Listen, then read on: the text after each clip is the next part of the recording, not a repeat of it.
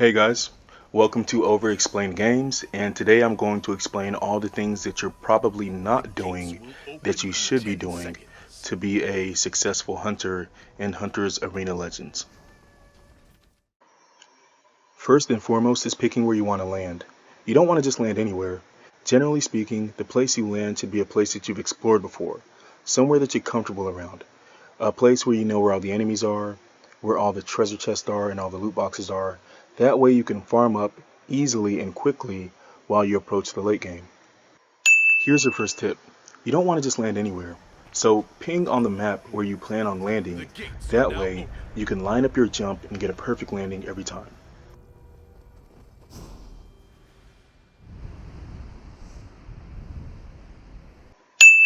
And your second tip is this. You don't have to just keep on flying in the air. If you're flying above the place where you want to land, you can always hit square to do a drop attack, and that'll cause you to land immediately.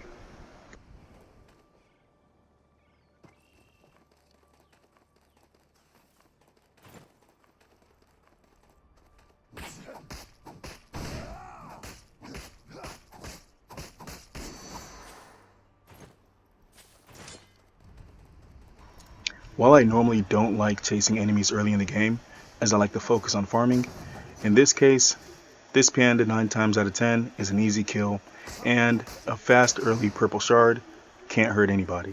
So I go for it.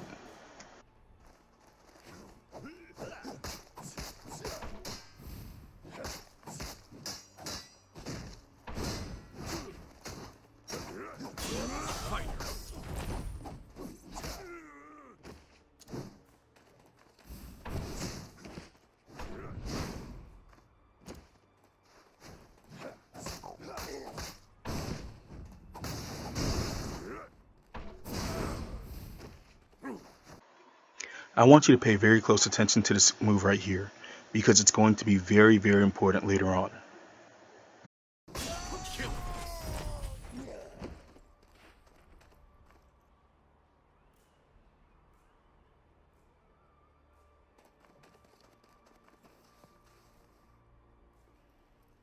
The next safe area has been secured.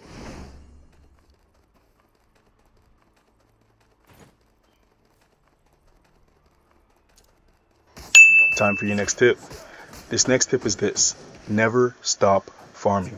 Your level is critical for the late game, and being down just a few levels can mean the difference between losing or winning a fight.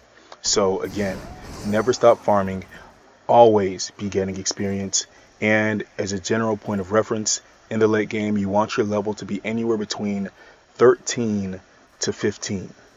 If you're above that, you're ahead of the game. If you're below that, you're probably not going to stand a chance.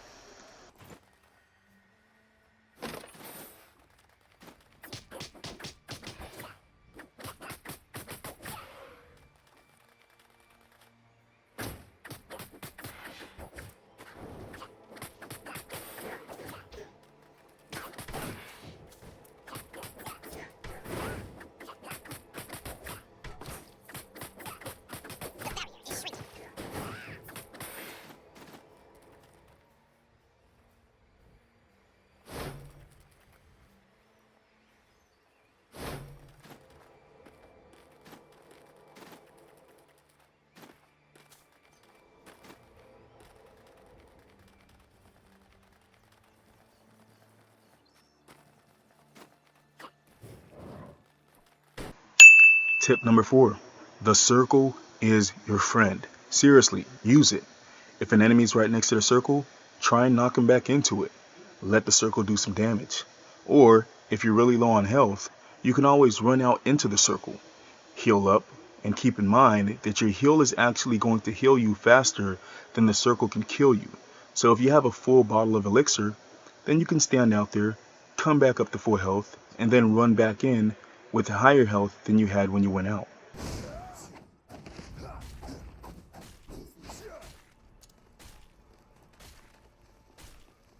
The next safe area. Seriously, remember this move. It is very important. Has been secured.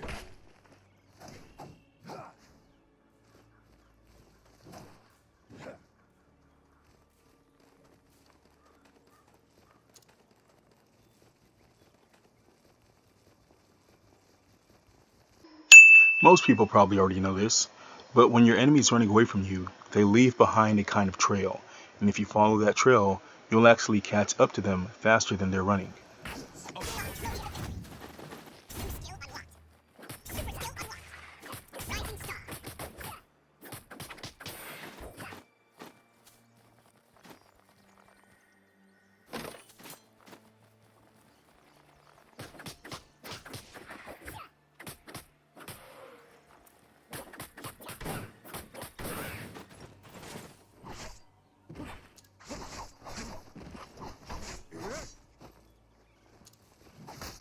Here's tip number 6. Watch out for phantoms. And I don't mean, ooh, watch out for phantoms, they might get you. I mean, don't waste any abilities on phantoms. There's been several times where a phantom starts attacking me, I think it's a legitimate enemy, and I waste my L1X, only to find out it was a stupid computer that I could have really killed by spamming square and triangle a few times. So, watch out for phantoms, and don't make them waste your abilities.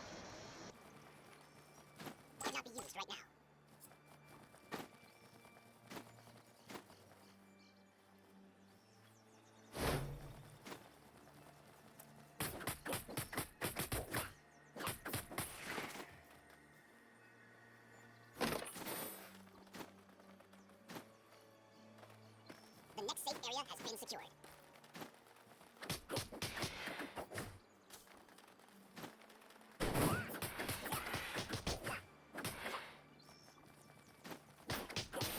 Legendary equipment acquired.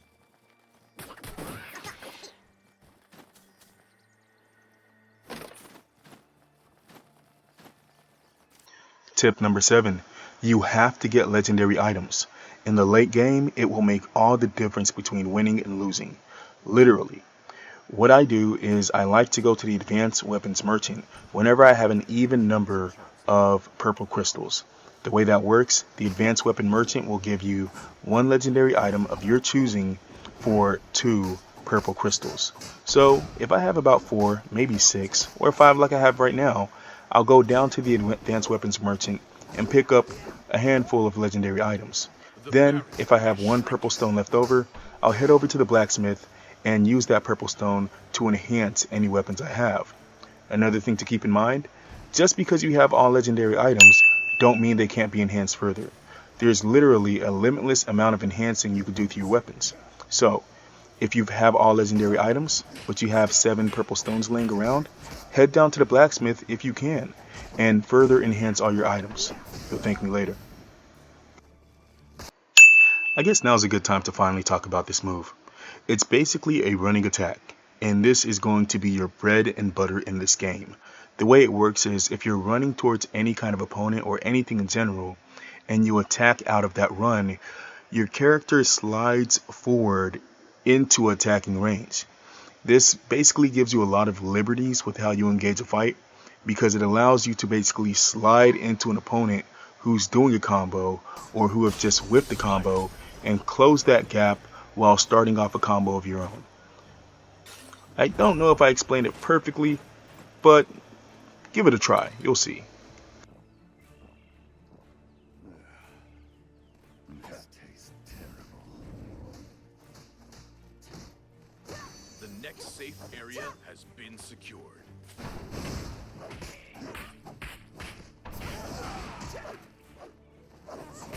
Vanguard.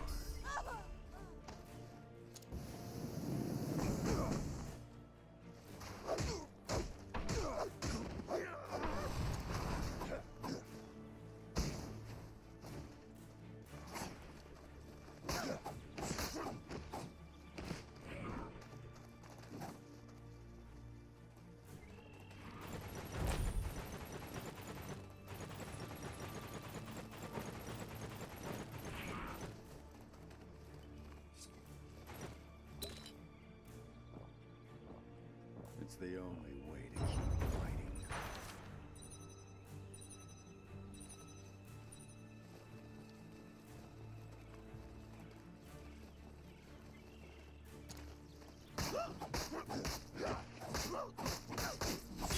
Destroyer.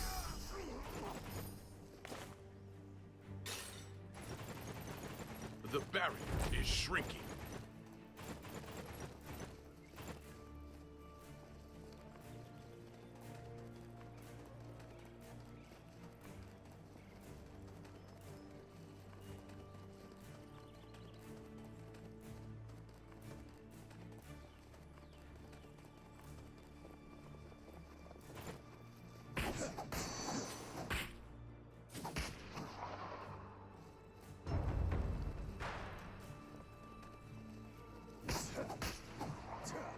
I just wanted to chime in and say, even though it's basically the end game, you see that I never stop farming. I'm always looking to get more experience. Right now I'm level 17, so like I said earlier, I'm a huge leg up on the competition, but that doesn't mean I can't be stronger. My destination is chosen.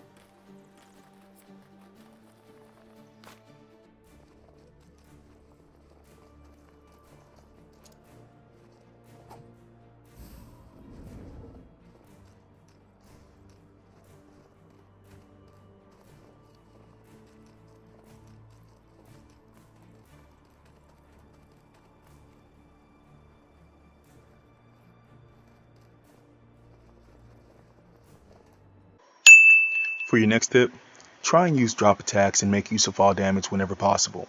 It does a lot of bonus damage. So a simple combo, when you initiate with the drop attack and finish it with fall damage, can easily wipe out an enemy.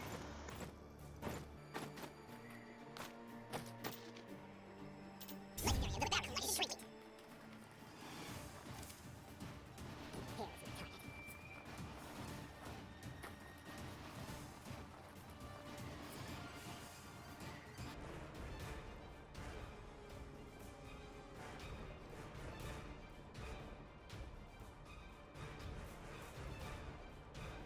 target. For your next tip, kind of like the drop attack and fall damage, you also want to make use of sneak attacks.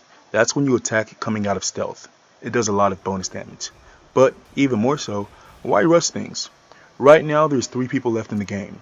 Sure, I can hop out and start chasing people down and trying to attack somebody, but I'd rather sit back, let them kill each other, and then I kill the winner and get the win. But in this case, I think the third person is actually hiding somewhere.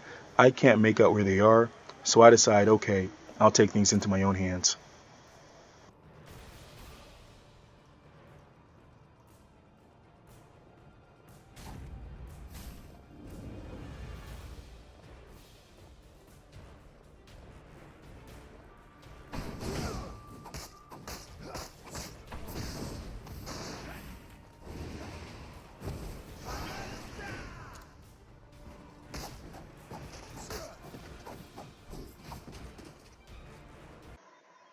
Can y'all guess what move is coming next?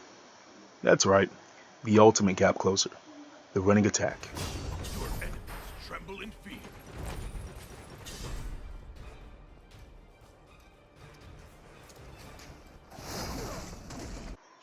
Tip number 11. Learn your opponents and figure out how your matchup works. For instance, when Yongjin pops his L1X, I know it's time for me to hightail it out of there. So I put a lot of distance between me and him so I can try and dodge his abilities. But once he uses his first 2 long-range abilities, his only ability left is his slam. So I try and run in there to bait it out of him, and he ends up using it.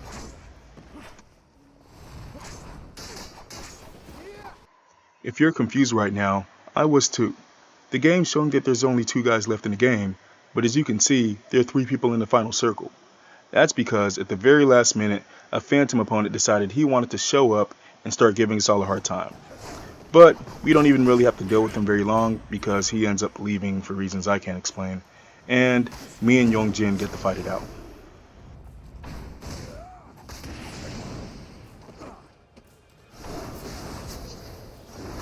Your enemies tremble in fear. So that's my walkthrough. This is how a legend rank player approaches the game, and these are some tips and tricks that you can employ in your gameplay to try and take your game to the next level. If you enjoyed this video, please like, comment, and subscribe, and I'll see you guys next time.